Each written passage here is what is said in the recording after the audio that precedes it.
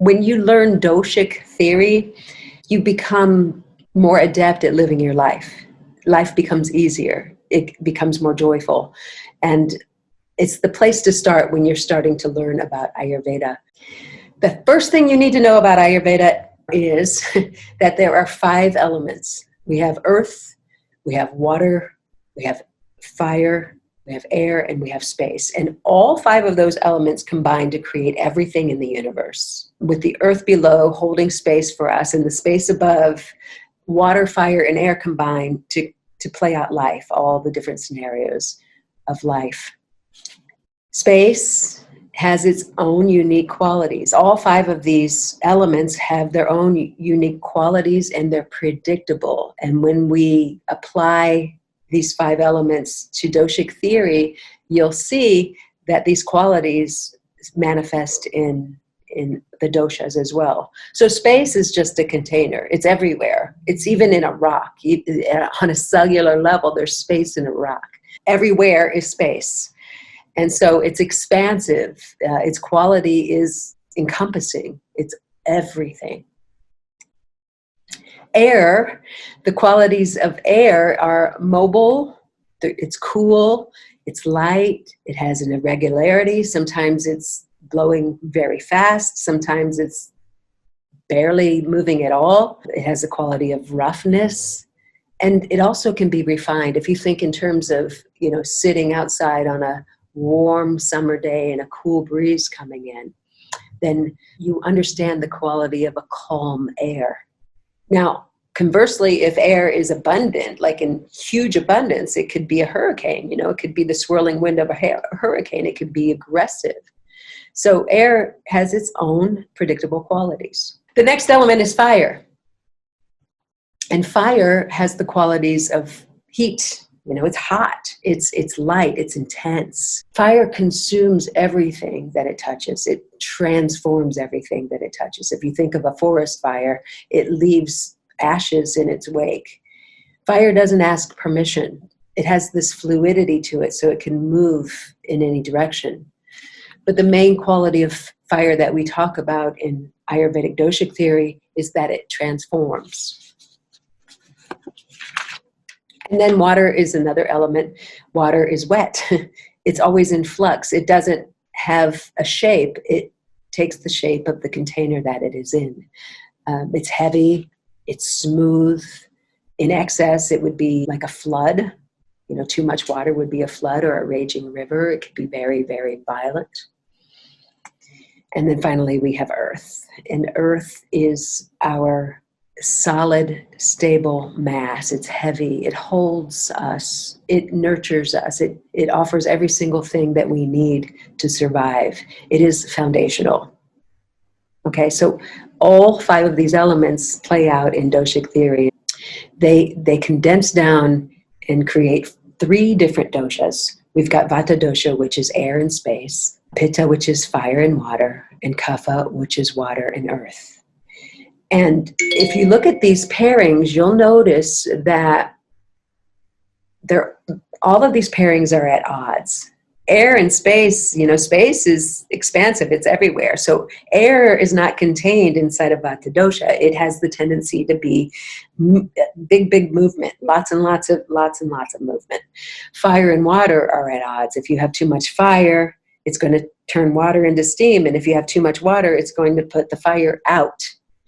And then kapha and water are at odds. They don't stay mixed. They don't stay blended. When they are, it's mud or clay. It does bind and hold together, but then as it dries out, they separate again. So every dosha doesn't have a stability to it. It doesn't stay the same. And you'll see how that plays out in doshic theory in just a moment.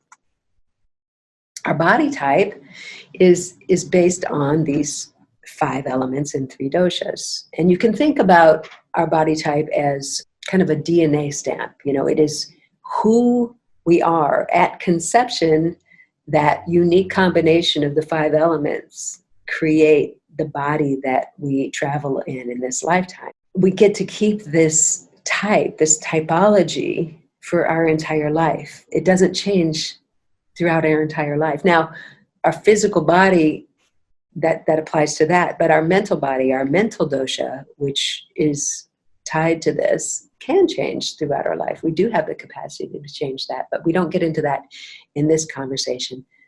We would be getting into that more in the Ayurvedic course that's about to happen. Our doshas are an expression of the container. I alluded to that. The doshas are an expression of the container that we travel in this lifetime. It's our body. It's the expression of how we show up in the world. In Ayurvedic theory is that we are not the dosha. We are not our body. We are consciousness. Our true nature, our true selves is consciousness. And I love that, because when we really sit back and really hold that as a truth and understand that, this vessel, this vehicle that we're traveling in is allowing us to have a human experience. We are a spiritual being having a human experience. And if we understand doshic theory, we can allow this vehicle to express itself in the manner that it is naturally able to express itself in the highest possible way.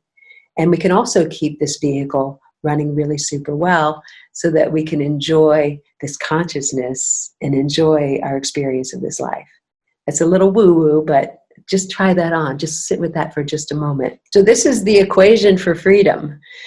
When consciousness, who we really truly are, merges with matter, that unique combination of doshas, then it equals the life that we know.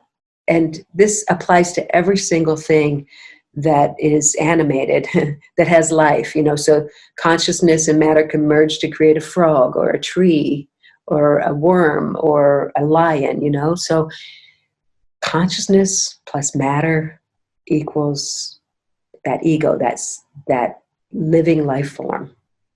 And then once you identify with yourself as being conscious, like observing this natural world playing out, you can become more cooperative. You can become more aligned with this doshic theory and the elements, and just see, you can observe the self and others from that perspective and recognize that these inherent qualities that are yours in this lifetime are who you are, how you express this consciousness.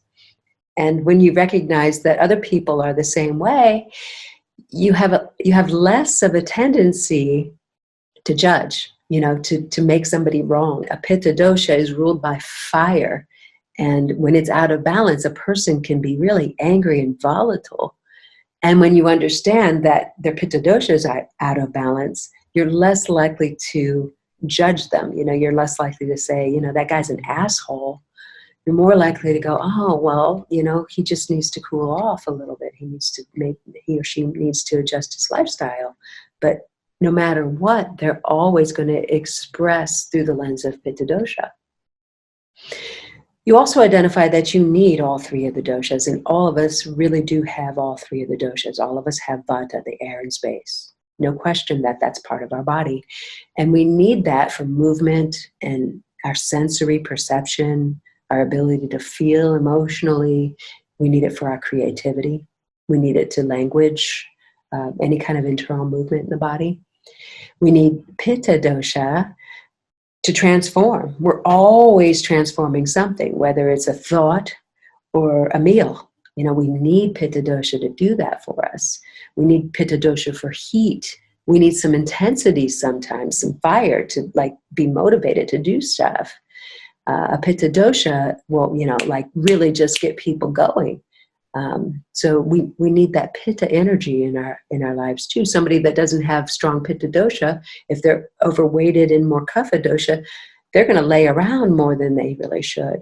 And if they're more vata dosha and they don't have very much fire, they're going to be more fearful and less take charge. And then finally, we need kapha dosha. That kapha is the structure. It's the thing that actually creates structure in our body, our bones, all of the tissues. It's the binding force. It's that nurturance. It's the lubrication that helps us to move, to hold us together. Kapha dosha is our endurance. Our ability to have staying power. So let's dive a little bit into Vata dosha.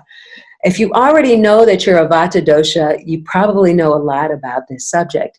But Vata, again, is ruled by air and space, and it rules movement. A Vata person is going to be talking all the time and moving all the time. They can't help it. They're fidgeting in their seat. They're like, let's go, let's go, let's go, let's go, let's go. You know, their emotional body is energetic. And when it manifests in a more negative way, it might manifest as more of a fear or an anxiousness. Vata dosha is cold and dry. These are the qualities of air and space, right? It's light, it's irregular, it's mobile. A Vata person is going to be a little bit irregular, maybe. Maybe they're going to be extremely tall or extremely short. Maybe they have an irregularity in their features. You know, maybe they have crooked teeth, or they have some asymmetry in their body somewhere. Their skin is going to feel rough. Their hair might be dry, you know, and brittle. A Vata dosha is normally quite thin. Sometimes they're not, depending on their mix, right? Their bones are going to be smaller, maybe a little bit longer, maybe a little bit shorter than normal. A Vata dosha is the person that can't be sure of themselves. They're like, oh, did I make the right decision? You know, I just bought this thing. Oh my gosh, I should take it back. And they're always questioning themselves, unless they're completely balanced. And in that case, a Vata dosha can be in a state of movement. And it's so beautiful and refined. You know, think that lithe, thin ballerina. You know, it's so amazing. But because it's air and space, Vatas have a lot of work to do to stay balanced because it's so mobile. A good archetype from the animal kingdom of Vata dosha would be a deer. Or really out of balance, a squirrel. You know, a squirrel's always like, you know, constantly looking around to see if there's going to be something that's going to attack it, right? But a deer, you know, you have somebody out stomping through the woods making a ruckus. A deer, if he gets startled, it's going to jump and then it's going to run away. That's Vata dosha. And if you relate to that, pay attention to how that's playing out in your world. We're going to get into some ways to balance that.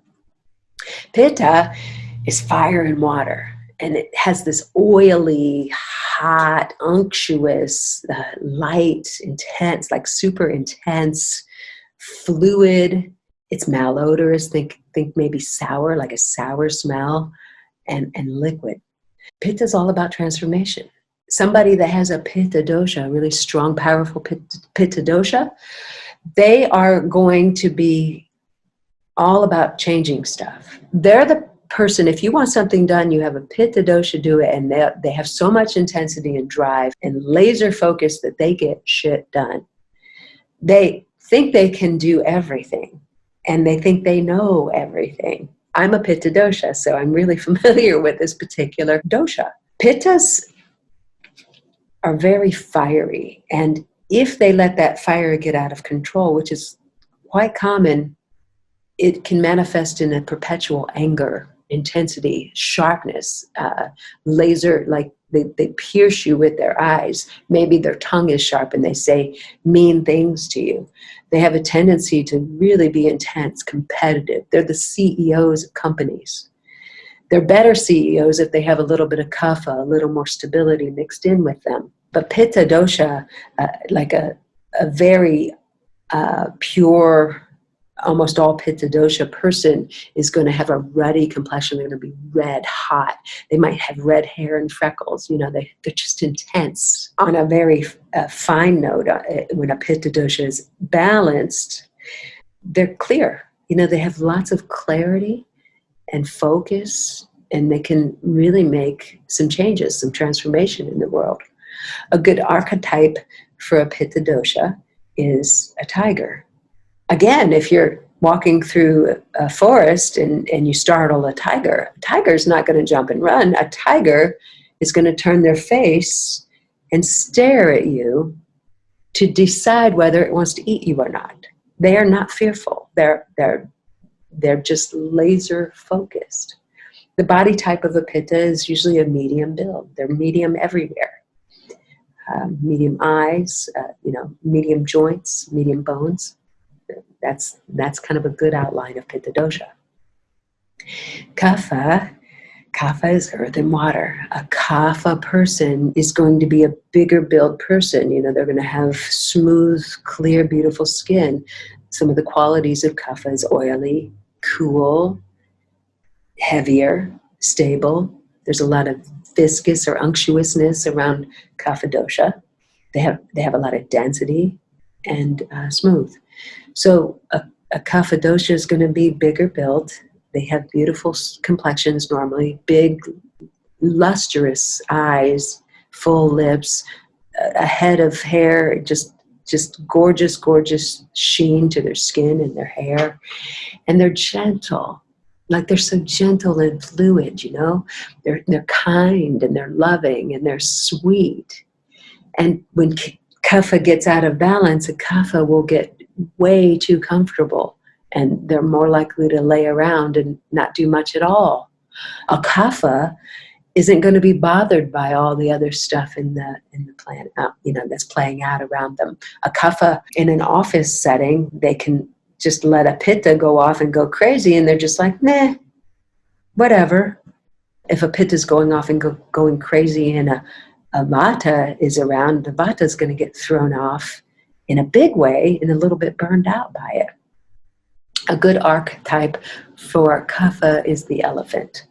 If you're walking through the jungle and you stumble across an elephant and the elephant notices you, they're not really going to be bothered by you. They're just going to keep on lumbering along if they're walking, or if they're eating, they're just going to keep on eating. And they might acknowledge you, they might not.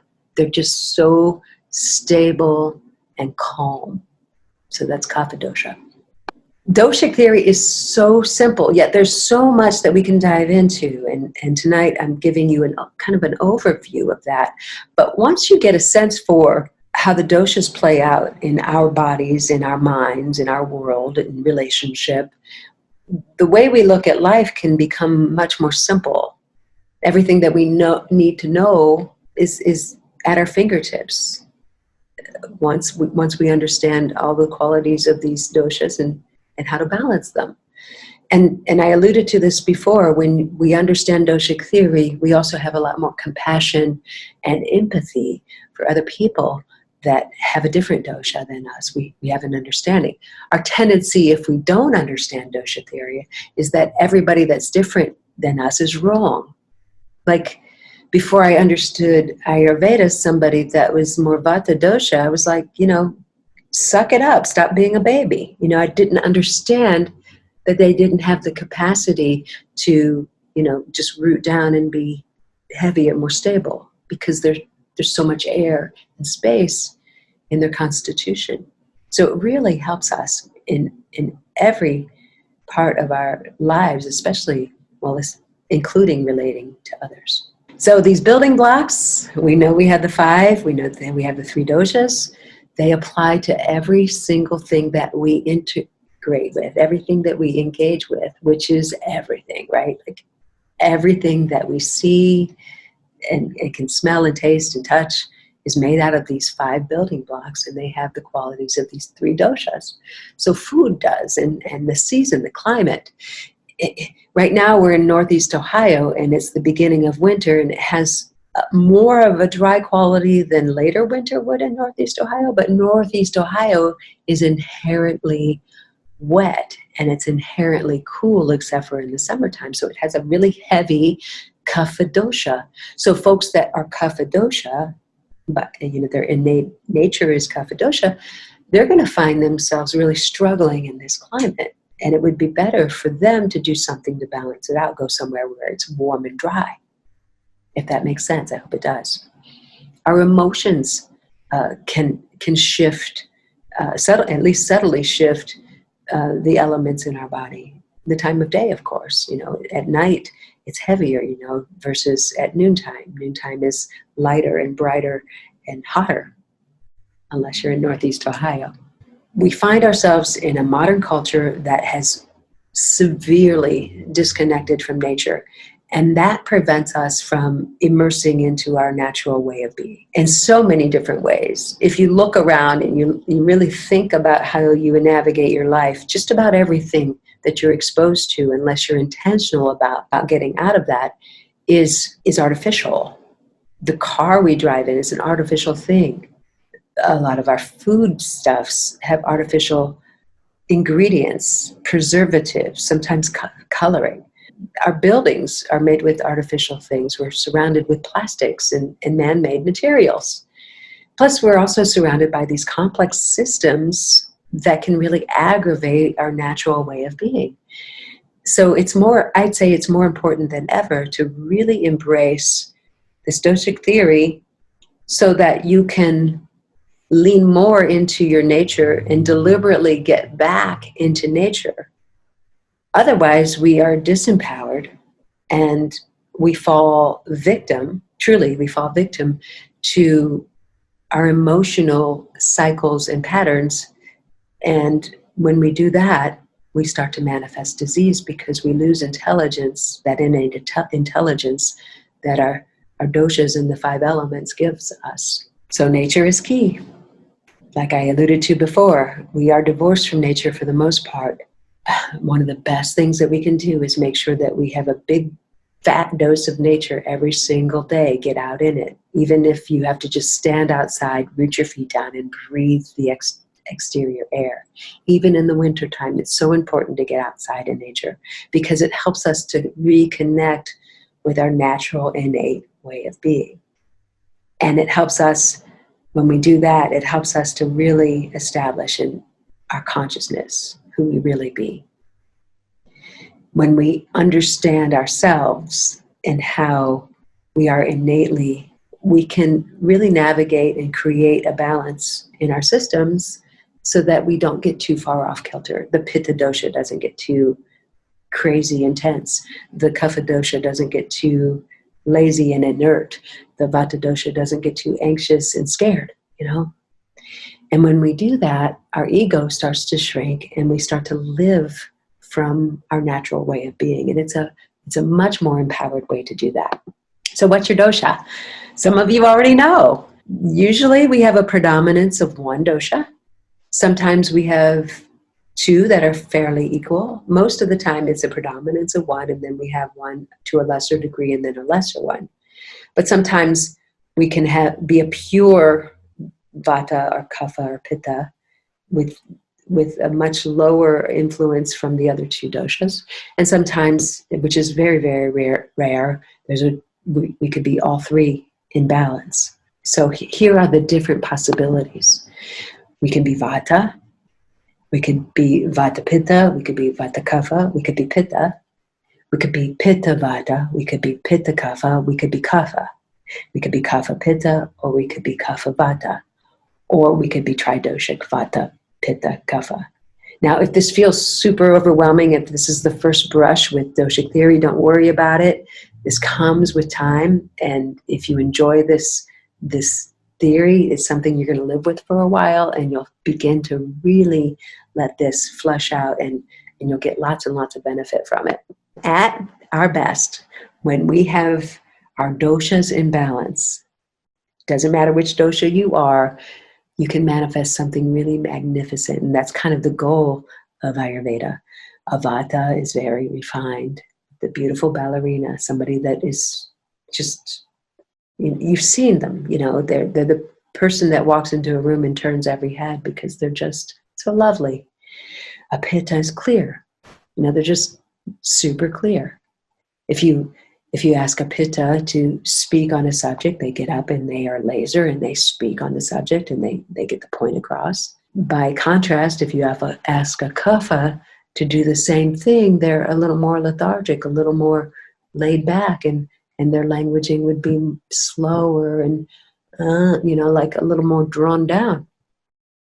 But a kapha, at its best, is this beautiful nurturer and a lovely pillar, the thing that we lean on to hold us together.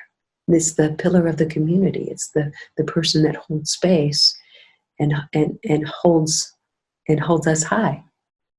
So ask yourself, how have you been most of your life? Have you been refined, or conversely, have you been confused and anxious? That would be vata. Have you been clear? Or conversely, has your go-to emotion been anger or intensity? Or have you been the peacekeeper, the nurturer? Or conversely, have you been the person that's been kind of lazy?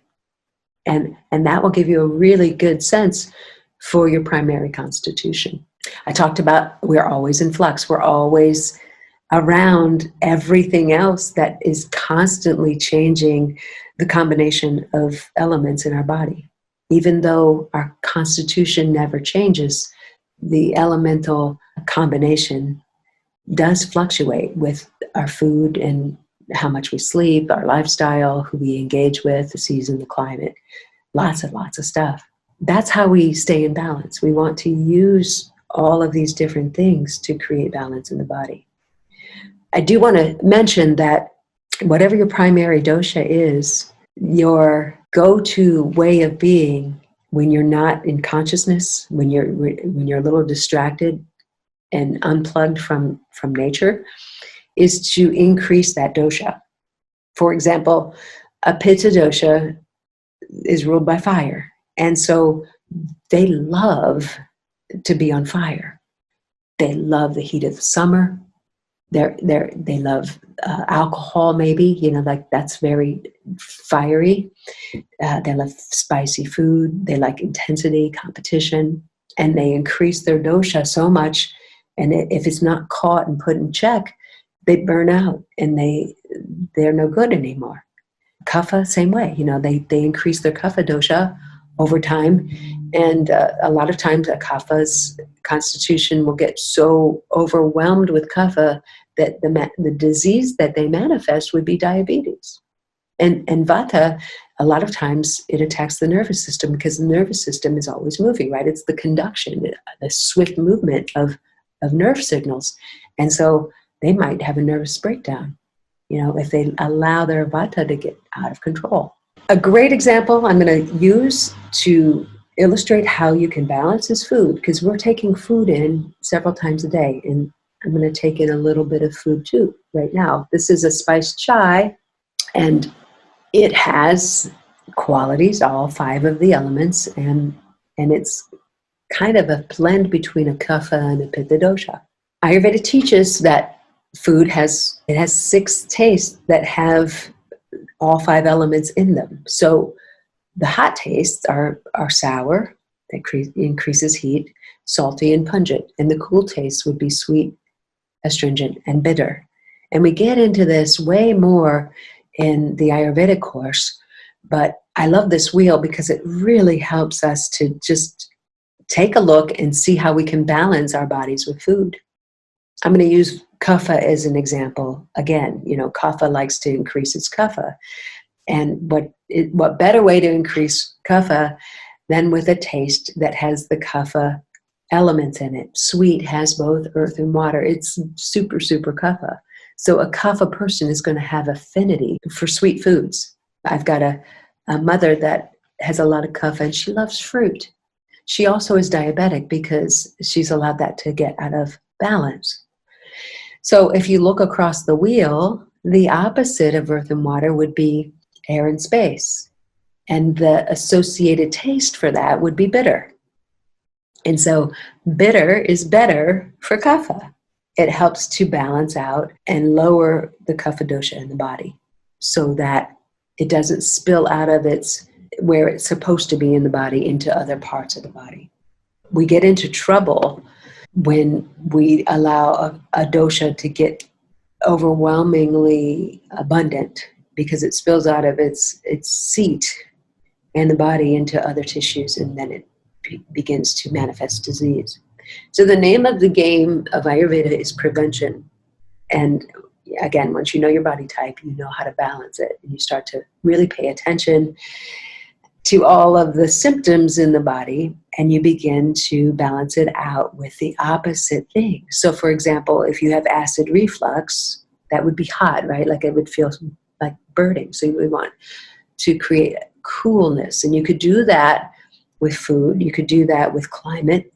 You could do that with taking a bath in cool water or shower in cool water. You could take a swim. You could do that by cooling down your thoughts, or you could do it with a combination of those things. But there's 10 pairs of opposites that we learn in Ayurvedic theory that helps us to balance out all of the different symptoms that we have in the body. But if we go too far out of balance, we end up with a full-blown disease. Ayurveda teaches that there are 6 stages of disease, and the first few stages are very subtle. We teach that you pay attention to them then so that they're easier to balance. But often, especially in this culture, we wait until the disease has entered into the stage of 5 or 6, and that's when we go to the doctor. And by then, by the 5th and 6th stage, it's much more difficult to reverse the process of disease. A nervous system disease is much more advantageous to take care of when it's just barely there versus having a complete nervous breakdown. Now you're into it for 2 years to recover from it, if at all. So it's a really great lens to look through when you're looking to keep yourself healthy. And the way you keep yourself healthy is to pay attention, to really connect with the consciousness, who you are, and watch this vessel on a daily basis. There's lots of different tools and tricks that we get into more in the course so that you can stay in balance. The knowledge of our doshas, I'm going to end with this, is like an owner's manual. If you drive a car and you don't pay attention to the owner's manual and you don't do regular maintenance, your car is going to break down. Your body is going to break down too, and it's going to dissolve. It's going to end at some point because it's organic matter. But when we have this owner's manual called Ayurveda, we can keep our body, our vessel, our vehicle that we travel in this lifetime in top working order, and we stay wonderfully healthy throughout our entire life. And when we do, we have the ability to improve and enjoy our spiritual life, and we start to look at everything as sacred.